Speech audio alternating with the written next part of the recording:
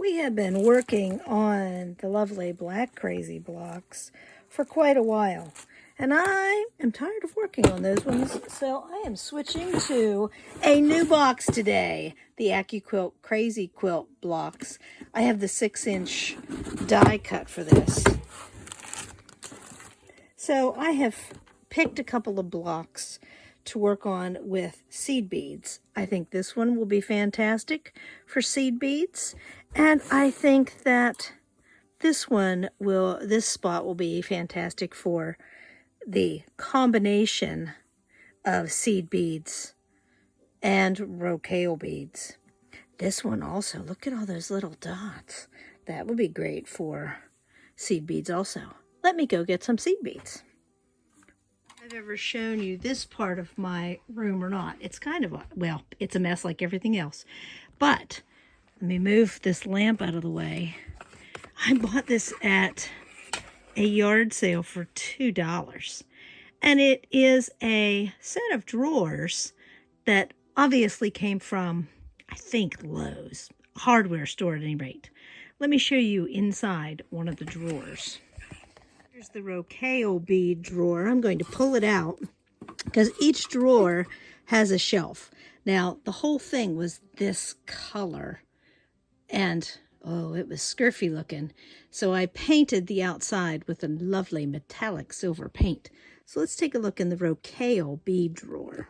You can see that I have a variety of rocaille beads, and I separate things out in little baggies. I bought these little baggies at, I think, Hobby Lobby, and I have two different sizes, little tiny size like these, so that when I open the bag, you know, when you open the beads, you don't want them going everywhere.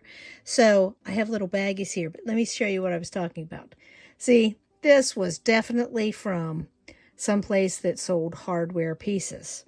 But some of these containers are divided, and some of them are not as divided. Like this one that has long, skinny spaces and bigger spaces. This is the Pearl and Sequin seed bead drawer. And here is the seed bead drawer, and it has all long, skinny places to accommodate those tubes of seed beads.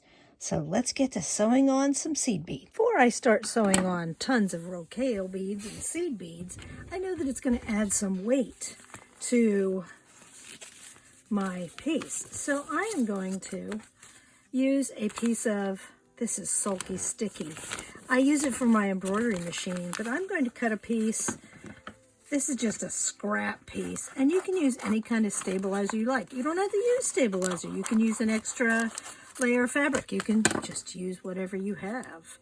I am going to add a piece of sticky stabilizer on the back. Now, when you use this in the hoop, and I hope I can peel it apart, when you use this in a hoop to embroider on, you don't have to hoop the material, you just have to hoop this and then stick the material to it. But it gives an extra layer, and it does pull off once you are done. So I will probably go back in and trim. Like I said, this was just an extra piece, and it'll add some stability. And Helen makes stabilizer, and Sulky makes stabilizer. Like I said, this is the Sulky Sticky Plus. And you hoop it and then trim, you score the paper and pull it off and then expose your sticky side, and then you stick your stuff right in the hoop. So I'm going to start with that piece of, and look how it sticks on there. Beautiful, fantastic. Not difficult. I especially want to hoop this one because I'm going to do some freestyle. Now, let me get into my seed beads and share with you. Ooh, look at all these colors. Let's pick some. Let's see, we need some gold ones.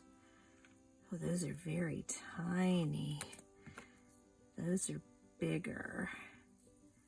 I think I want the bigger ones for that. And do I have a green that matches? There it is. There's my green way down under there. There it is. A bag of green seed beads. Now you're thinking, wow, she has a lot of... Yes, I do. I have a lot of beads, but I've picked them up over the years. Yard sailing and other places. Not expensive at all. And it's not because I'm being cheap and a tightwad. It's because that's how I buy my supplies. Things are put in my path, and that's when I buy them. I'm going to, because I'm using seed beads and Rocaille beads, I am going to break out the beading needles in my little container of stuff, because that makes it easier. And I said before that I bought these off of Amazon. Those are the ones I want. And these are a 0.018 in diameter, 0.45 millimeters. So they're very thin. You can buy assortments, you can buy, and I think this one that has, it says 60 needles, I think it was $5. So there's different brands, there's different sizes. This is just one that I like this size. So let me get a needle threaded up here, and we will start to stitch on some beads. Now, a little trick that I learned from my friend who taught me about making jewelry. I am using a green thread for the green, and I'm going to use a gold thread or yellow thread for the gold, so that when you see this little tiny bit that is the side of the thread, I'm going to use the lid for my, so I can put some out and use them. Whoa! They make trays for this, but I don't know where they are at the moment and don't feel like looking. So I just go from the bottom and then pick up one bead and go back down through. Now, my favorite trick is to make a small loop and loop through itself on the back so it doesn't show through to the front, so that if one bead accidentally gets pulled off, then I don't lose all of my beads at one time, and I can go back and adjust and fix, and all is right with the world.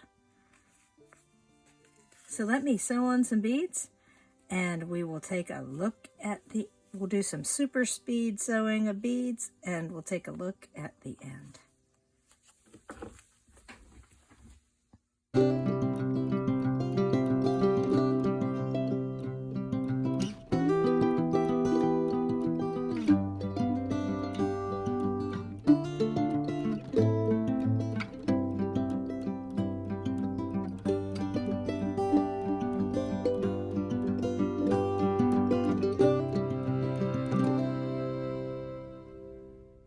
Okay, I have all of the beads sewn on. I have tied off on the back, and you'll notice there's like stitches all around, and that's okay.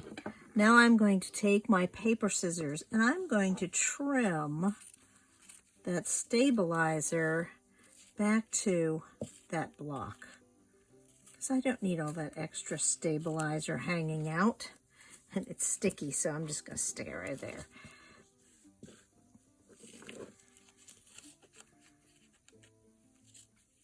But it will keep anything from pulling off or pulling through.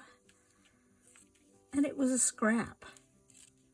You can use other, you don't have to use sticky. You could use other stabilizers too. Or, like I said, a piece of scrap white fabric. Whatever you'd like. Here it is, the big reveal. There it is with all the little beads in it. Isn't that cute? Adds an extra dimension. Looks like a sesame seed bun, but cuter. So let me get to the next one, which is this one. I think I'm going to use multiple colors in here, maybe some reds. I have to look and see what I've got in that lovely box. Hang on just a second. Let's take a look before I add my stabilizer. Pull this over, put these other ones back. Let me pull this to the top. And I am not opposed to, oh, there's a nice red. Oh, there's some multiple colors. I love that red. See, that'll blend in too much, I think. There's some nice pink. I love this color too. I think I'm going to bring in the hot colors. Do we have a true yellow other than what's in here? We do not. I'm going to pull those ones out too, just in case. Now this would look cute with pearls and sequins, but I'm just doing seed beads today. So let me get my box out of the way. Let me get set up with a few of these, and we will get started. So here are the ones that I pulled out. And while I was looking for a little tray, I'm going to pull the lid off of that container again, that little gold container, to put my seed beads in. I found these bigger red ones, and that is more to the scale of these flowers. So I'm going to put the smaller ones back in there. And I also found these bigger glass ones. These yellow ones are more to the scale of those flowers. So I'm going to keep that out and throw that other little one back in there. And I might work these in or not. It will be all right, because red and yellow, and there's an orange in here also that's not exactly the same color as the red. That might work. So I may or may not use the pink and the salmon colored ones.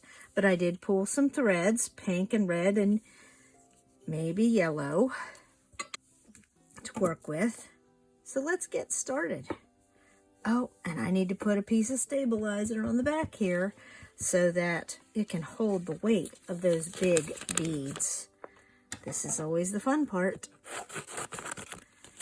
Like I said, it's all scrap. And so if you don't have scrap, use what you have. It will be all right. No one will ever know. This will be on the inside anyway. And this washes very nicely. I have used this sticky stabilizer on all sorts of things that I have put through the embroidery machine. There we go. And since I have yellow thread on my bead needle already, I think that I am going to start with some yellows. You know, if you can't get the bag open this way, that sometimes you can just slide it with your fingers, and that opens that seal just enough. Let me, ooh, see, we ended up with some yellow. These look like beads that came off of something else. I want some, there's some orangey ones too. I'm going to start at the edge and work my way. Oh, you know what helps? If you put a knot in the thread, just saying. Oh, I hear the neighbor out there talking with my husband. That's good. He is such a nice guy. He mowed our grass while we were gone. And he helped shovel. They shovel snow, and all is good and right with the world. Now this one, I see that it might not always stand up on end because they are big. And that is all right. What did it do? Oh my goodness. Well, we're just going to unthread that. It came unthreaded. And I ended up with the needle, or the knot up by the needle. Don't know what that was all about. It just won't work that way. So let me put that back in there. And if you have a larger, if you're using, well, these beads, you could use a larger eyed needle and a heavier thread to get it to do what you want, because those beads have a nice big eye. So you wouldn't necessarily have to use just a little old beading needle. Some white ones might work in here too. Since there is no white in this block, it would contrast nicely. Now this one will go much faster than the last one.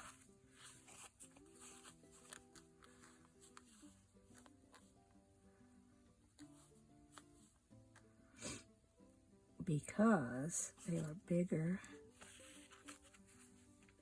beads, and there's less spots to put the beads on this piece of fabric.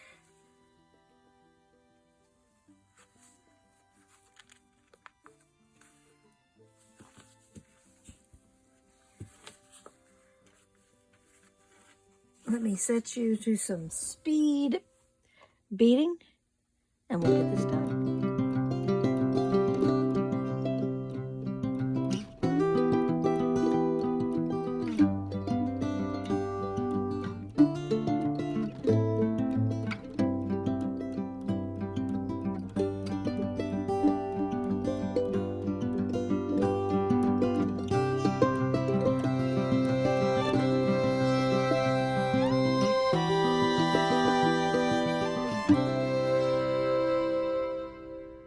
Here it is, and you can go back and make those stand up if you'd like, and that kind of finishes that off. They're cute when they're standing up, aren't they? But there's the close-up of that one. So let me go on to the next one with the Rocaille and this. As I'm pulling out, I'm going to make a flower motif. So I'm going to use some seed beads, and I think these fantastic pastel ones, I'm going to make a little blob in the middle here of seed beads for the center of the flower. And look at all those fantastic colors. I hope that the light isn't causing too much of a glare, but all the little purples and yellows and green pastel colors, fantastic. And then I need some petals. I'm going to use some Rocaille beads. I think I'm going to use this blue. I love this blue, but I think it'll blend in too much. So I think I will pass on that blue. That would be great to use in somewhere else on these blocks. But I think I'm going to use this dark blue. Yellow would be, or pink, might be another option to contrast. I don't know. Let me dump out some of these little blocks and we will see if pink is the answer. Maybe pink is the answer, not blue after all, because there are pink ones in there. Oh, look at that. I think I'm going to go with the pink instead of the blue. That will be fantastic. So let me get some thread and we can get started. I think I will use a white or off-white thread with these beads since they're so light and pastel. And then I'll use some pink thread for those Rocaille beads. Same beading needle. Be right back.